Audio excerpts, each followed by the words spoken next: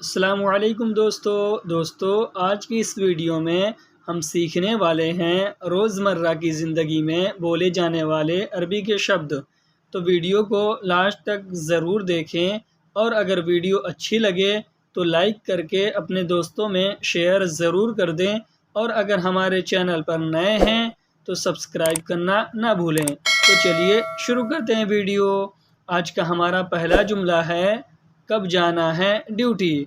अगर हमें किसी से भी ये पूछना, ये कहना हो या मैडम या कफिल से ये पूछना हो कब जाना है ड्यूटी, तो हम ये कहेंगे मीता रोह दवाम।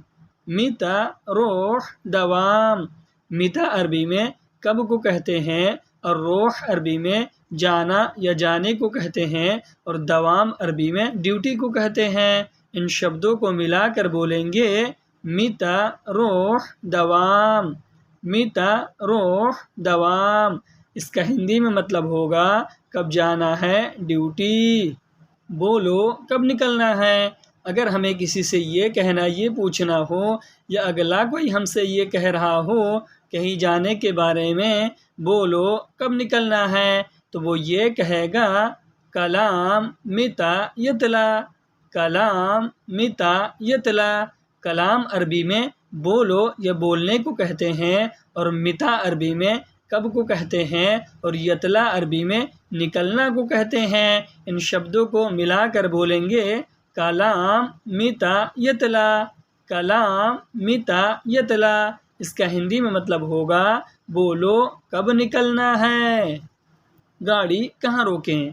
अगर हमें किसी से ये कहना, ये पूछना हो या अगला कोई हमसे ये कह रहा हो गाड़ी कहाँ रोकें, तो वो ये कहेगा वैन वक़्फ़ सय्यारा। वैन वक़्फ़ सय्यारा। वैन अरबी में कहाँ को कहते हैं और वक़्फ़ अरबी में रोको या रोकने को कहते हैं और सय्यारा अरबी में गाड़ी को कहते हैं। इन शब्दों को मिलाकर बोलेंगे वैन वक़्फ़ सय्यारा। वैन वक़्फ़ सय्यारा। इसका हिंदी में मतलब होगा गाड़ी कहाँ रोकें। तुम आगे जाओ। अगर हमें किसी से ये कहना, ये बोलना हो या अगला कोई हमसे ये कह रहा हो तुम आगे जाओ, तो वो ये कहेगा अंता रोह गिद्दाम। अंता रोह गिद्दाम।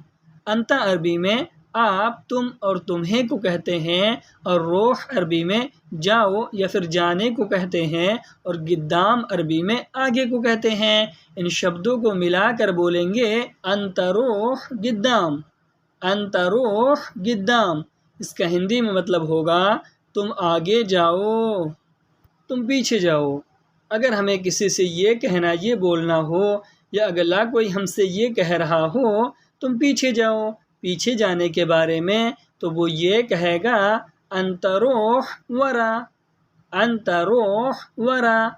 अंता अरबी में आप, तुम और तुम्हें को कहते हैं और रोह अरबी में जाओ या फिर जाने को कहते हैं और वरा अरबी में पीछे को कहते हैं। इन शब्दों को मिलाकर बोलेंगे अंतरोह वरा। अंतरोह वरा। इसका हिंदी में मतलब होगा तुम पीछे जाओ, तुम पहले जाओ। अगर हमें किसी से ये कहना, ये बोलना हो या अगला कोई हमसे ये कह रहा हो तुम पहले जाओ, पहले जाने के बारे में, तो वो ये कहेगा अंतरोह अव्वल। अंतरोह अव्वल।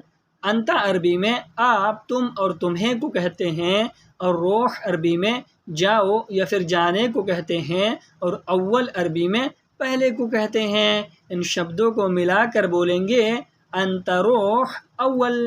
अंतरोह अव्वल। इसका हिंदी में मतलब होगा तुम पहले जाओ, तुम जल्दी जाओ। अगर हमें किसी से ये कहना, ये बोलना हो या अगला कोई हमसे ये कह रहा हो तुम जल्दी जाओ, जल्दी जाने के बारे में, तो वो ये कहेगा अंतरोह सुरा। अंतरोह सुरा। अंता अरबी में आप, तुम और तुम्हें को कहते हैं और रोह अरबी में जाओ या फिर जाने को कहते हैं और सुरा अरबी में जल्दी को कहते हैं। इन शब्दों को मिलाकर बोलेंगे अंतरोह सुरा। अंतरोह सुरा। इसका हिंदी में मतलब होगा तुम जल्दी जाओ, तुम बाद में जाओ। अगर हमें किसी से ये कहना ये बोलना हो या अगला कोई हमसे ये कह रहा हो तुम बाद में जाओ, बाद में जाने के बारे में, तो वो ये कहेगा अंतरोह बादैन, अंतरोह बादैन। अंता अरबी में आप, तुम और तुम्हें को कहते हैं, और रोह अरबी में जाओ या फिर जाने को कहते हैं, और बादैन अरबी में बाद को कहते हैं। इन शब्दों को मिलाकर बोलेंगे अंतरोह बादैन, अंतरोह बादैन। इसका हिंदी में मतलब होगा तुम बाद में जाओ, तुम हॉस्पिटल जाओ। अगर हमें किसी से ये कहना ये बोलना हो या अगला कोई हमसे ये कह रहा हो तुम हॉस्पिटल जाओ, हॉस्पिटल जाने के बारे में, तो वो ये कहेगा अंतरोह मुस्तशफ़ा, अंतरोह मुस्तशफ़ा। अंता अरबी में आप, तुम और तुम्हें को कहते हैं, और रोह अरबी में जाओ या फिर जाने को कहते हैं, और मुस्तशफ़ा अरबी में हॉस्पिटल को बोलते हैं। इन शब्दों को मिलाकर बोलेंगे अंतरोह मुस्तशफ़ा, अंतरोह मुस्तशफ़ा। इसका हिंदी में मतलब होगा तुम हॉस्पिटल जाओ, मुझे नहीं चाहिए पैसा। अगर हमें किसी से ये कहना ये बोलना हो या अगला कोई हमसे ये कह रहा हो मुझे नहीं चाहिए पैसा, पैसे के बारे में, तो वो ये कहेगा आना मा इबगा फुलूस, आना मा इबगा फुलूस। अना अरबी में मैं, मैंने या फिर मुझे को कहते हैं, और मा इबगा अरबी में नहीं चाहिए को कहते हैं, मा अरबी में नहीं को कहते हैं, और इबगा अरबी में चाहिए को कहते हैं, और फुलूस अरबी में पैसा या पैसे को कहते हैं। इन शब्दों को मिलाकर बोलेंगे आना मा इबगा फुलूस, आना मा इबगा फुलूस। इसका हिंदी में मतलब होगा मुझे नहीं चाहिए पैसा, मुझे नहीं चाहिए कुछ भी। अगर हमें किसी से ये कहना ये बोलना हो या अगला किसी से ये कह रहा हो मुझे नहीं चाहिए कुछ भी, तो वो ये कहेगा आना मा इबगा ऐशई, आना मा इबगा ऐशई। आना अरबी में मैं, मैंने या फिर मुझे को कहते हैं, और मा अरबी में नहीं को कहते हैं, और इबगा अरबी में चाहिए को कहते हैं, और ऐशई अरबी में कुछ भी को कहते हैं। इन शब्दों को मिलाकर बोलेंगे आना मा इबगा ऐशई, आना मा इबगा ऐशई। इसका हिंदी में मतलब होगा मुझे नहीं चाहिए कुछ भी, मुझे नहीं चाहिए सामान। अगर हमें किसी से ये कहना ये बोलना हो या अगला कोई हमसे ये कह रहा हो मुझे नहीं चाहिए सामान, तो वो ये कहेगा आना मा इबगा अगराद, आना मा इबगा अगराद।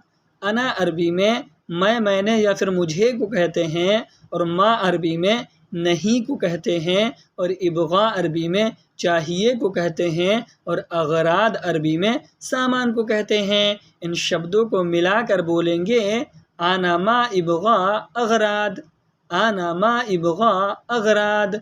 इसका हिंदी में मतलब होगा मुझे नहीं चाहिए सामान। ये सच नहीं है। अगर हमें किसी से ये कहना हो ये बोलना हो किसी बात के बारे में कि ये सच नहीं है, तो हम ये कहेंगे हाज़ा माफ़ी सदक़, हाज़ा माफ़ी सदक़। हाज़ा अरबी में यह को कहते हैं, और माफ़ी अरबी में नहीं को कहते हैं, और सदक़ अरबी में सच को कहते हैं। इन शब्दों को मिलाकर बोलेंगे हाज़ा माफ़ी सदक़, हाज़ा माफ़ी सदक़। इसका हिंदी में मतलब होगा यह सच नहीं है, यह सामान तुम्हारा नहीं है। अगर हमें किसी से ये कहना ये बोलना हो या अगला कोई हमसे ये कह रहा हो यह सामान तुम्हारा नहीं है, तो वो ये कहेगा हाज़ा अगराद माफ़ी हग अंता, हाज़ा अगराद माफ़ी हग अंता। हाज़ा अरबी में यह को कहते हैं, और अगराद अरबी में सामान को कहते हैं, और माफ़ी अरबी में नहीं को कहते हैं, और हग अंता अरबी में तुम्हारा को कहते हैं। इन शब्दों को मिलाकर बोलेंगे हाज़ा अगराद माफ़ी हग अंता, हाज़ा अगराद माफ़ी हग अंता। इसका हिंदी में मतलब होगा यह सामान तुम्हारा नहीं है, यह सामान उसका नहीं है। अगर हमें किसी से ये कहना ये बोलना हो या अगला कोई हमसे ये कह रहा हो यह सामान उसका नहीं है तो वो ये कहेगा हाज़ा अगराद माफ़ी हग हुआ। हाज़ा अगराद माफ़ी हग हुआ। हाज़ा अरबी में यह को कहते हैं और अगराद अरबी में सामान को कहते हैं और माफ़ी अरबी में नहीं को कहते हैं और हग हुआ अरबी में उसका को कहते हैं। इन शब्दों को मिलाकर बोलेंगे हाज़ा अगराद माफ़ी हग हुआ। हाज़ा अगराद माफ़ी हग हुआ। इसका हिंदी में मतलब होगा यह सामान उसका नहीं है, ये ख़राब नहीं है। अगर हमें किसी से ये कहना ये बोलना हो किसी चीज़ के बारे में कि यह ख़राब नहीं है तो हम ये कहेंगे हाज़ा माफ़ी खरबान। हाज़ा माफ़ी खरबान। हाज़ा अरबी में यह को कहते हैं और माफ़ी अरबी में नहीं को कहते हैं और खरबान अरबी में ख़राब को कहते हैं। इन शब्दों को मिलाकर बोलेंगे हाज़ा माफ़ी खरबान। हाज़ा माफ़ी खरबान। इसका हिंदी में मतलब होगा यह ख़राब नहीं है, यह अच्छा नहीं है। अगर हमें किसी से ये कहना ये बोलना हो किसी सामान के बारे में कि यह अच्छा नहीं है तो हम ये कहेंगे हाज़ा माफ़ी ज़ैन। हाज़ा माफ़ी ज़ैन।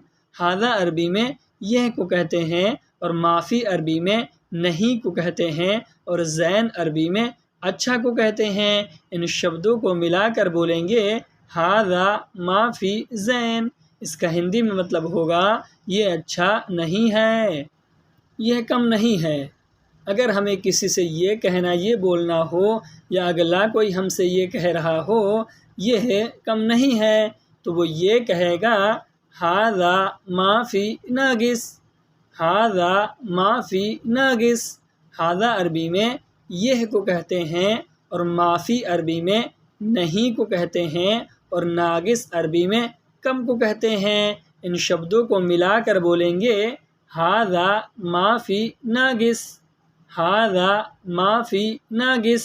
इसका हिंदी में मतलब होगा यह कम नहीं है, यह सामान पूरा नहीं है।